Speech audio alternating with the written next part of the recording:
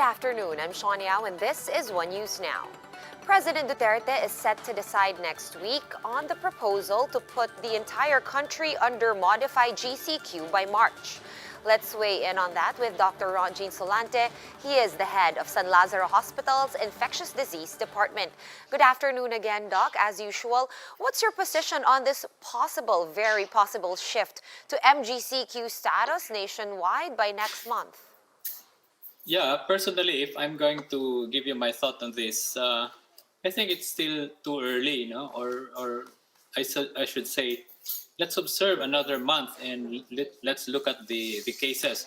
Although I've been saying this that our cases have stabilized for the past months, but the specter of these new variants coming in and at the same time opening up some of this business establishment, increasing its capacity.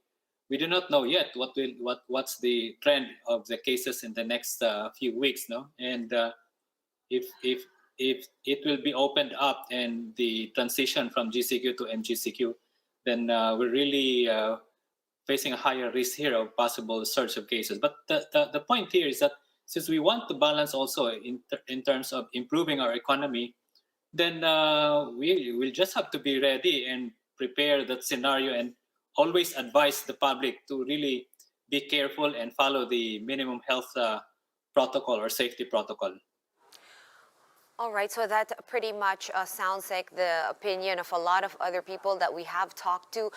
Do you think that this recently detected SARS-CoV-2 mutations or variants in Cebu should really be a big factor in the government's decision-making process? I think so, because once we get to see the real situation there in Cebu, how many of those got the infection from these two index cases. And it's important here, the contact tracing is really important in order for us to get the accurate rate of transmission ongoing there in Cebu. So that means if it's happening in Cebu, there's also a possibility that there could also be other cases, not only in Cebu, but also in other provinces like Davao or even Metro Manila. All right. Speaking, of course, from where you stand, Dr. Solante, do you think our medical frontliners and facilities are ready for nationwide MGCQ or even for the NCR to go into MGCQ status? I should say we are ready. Like in the government hospitals, for the past months we've been preparing. We prepared for the surge of cases after the holiday and after the translation, and we always keep ourselves and the facilities ready for any surge of cases that we would expect, but hopefully it will not happen.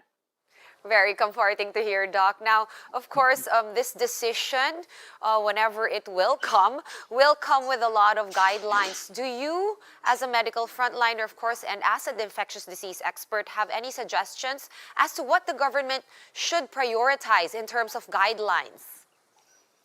The most important part here is really putting up the guidelines in the implementation of these health protocols, especially in the workplace, in the public transportation area, in terminals, okay, and in those establishments that we consider as high risk, like the cinemas, the gaming arcade, the theme parks, and including the churches. Now, because the plan now is really to open up and increase the capacity. Now, with increasing the capacity, you will also increase the risk of the transmission, and that's where we really want to implement at the ground level the emphasis on prevention, especially for the health protocol.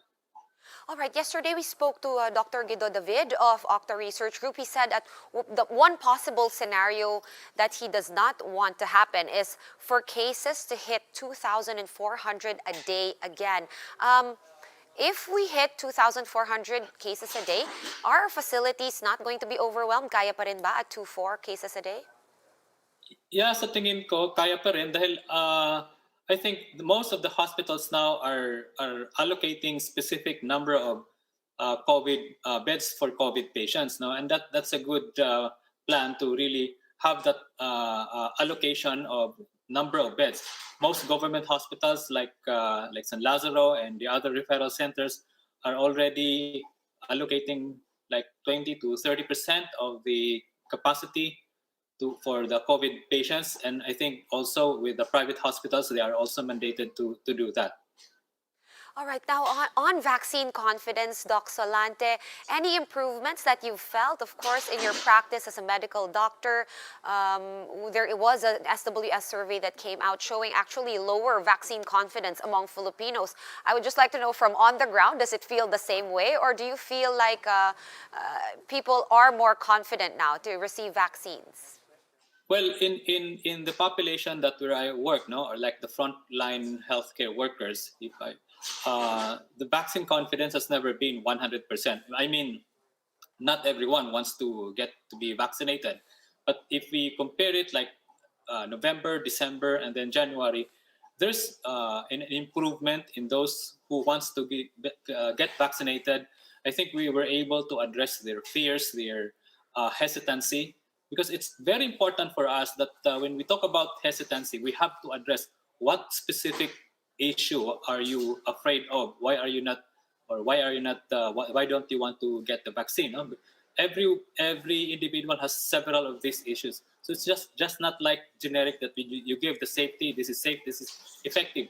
You have to go into the deeper part of asking them, are you afraid of this? Are you afraid of this? And then you have to give them the correct information and reassurance also, part of the increasing confidence to vaccination. Right, definitely not one recipe to address everyone's concerns. As usual, thank you for your insights. Infectious disease expert from San Lazaro Hospital, Dr. Ron Jean Solante. Meanwhile, an economist says it is necessary to downgrade Metro Manila to modify GCQ status to save businesses. In an interview with One News's Agenda, Business World columnist Andrew Masigan said the government should also ease age restrictions to spur consumer spending. Metro Manila mayors on Thursday voted to put the capital region under the more lenient MGCQ in a bid to balance health and the economy. The biggest factor, I think I mentioned earlier, Rob, was the 18 years old and lower, no? They comprise kasi a large chunk of our retail consumers. So if we're able to open them, some business will be able to extend their runway, shall we say, and prolong their business life. Time to check in on vaccine stories from around the world. Jakarta, Indonesia is threatening to impose fines of up to 5 million rupiah or roughly $350 against those who refuse to be vaccinated. Authorities said this will ensure compliance in the capital, which accounts for around 25% of the country's over 1 million cases. And the Vatican City clarifies a decree implying that employees could lose their jobs if they refuse to get vaccinated without legitimate health reasons. After public backlash, the Vatican says that they will seek alternative solutions for those who do not want to receive the jabs. And in Israel, a new study found that the first dose of Pfizer and BioNTech's vaccine is already 85% effective, sparking debate on its recommended two-dose regimen. The study was conducted on more than 7,000 hospital staff who received the first dose of the vaccine. And the Agriculture Department is looking into reports that hog shipments intended for Metro Manila are being brought to areas not covered by the price cap. Shaila Francisco joins us live from Mandaluyong for the details. Hi Shaila, what exactly is going on with these hog shipments from Mindanao and where are they going? Sean, pork retailers in Commonwealth Quezon City have already informed their market administrator that they won't be selling pork on Monday. They clarified this isn't a form of protest but a call for help as losses are piling up. In a meeting with the market administrator, dealers and vendors said they can't continue operating at a loss given the high farm gate prices. They are still awaiting cheaper pork from Mindanao, which was promised by the Agriculture Department. The Commonwealth market is among those that were supposed to receive regular supply of pork under the DA program. But retailers said the supplies don't arrive daily and that majority of the retailers are not even receiving the products. New Las Piñas market retailers meanwhile said they haven't received any pork supply from the DA.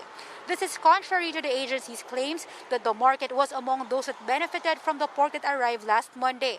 The DA tapped the NBI to investigate reports that pigs under their program were delivered to areas outside NCR, particularly in Pampanga and Bulacan, which are not covered by the price cap. Which is why meat dealers are now calling for a price freeze in Luzon to ensure that pork intended for Metro Manila won't be diverted to other provinces. This will also ensure that other dealers from areas not covered by the price cap won't raise prices.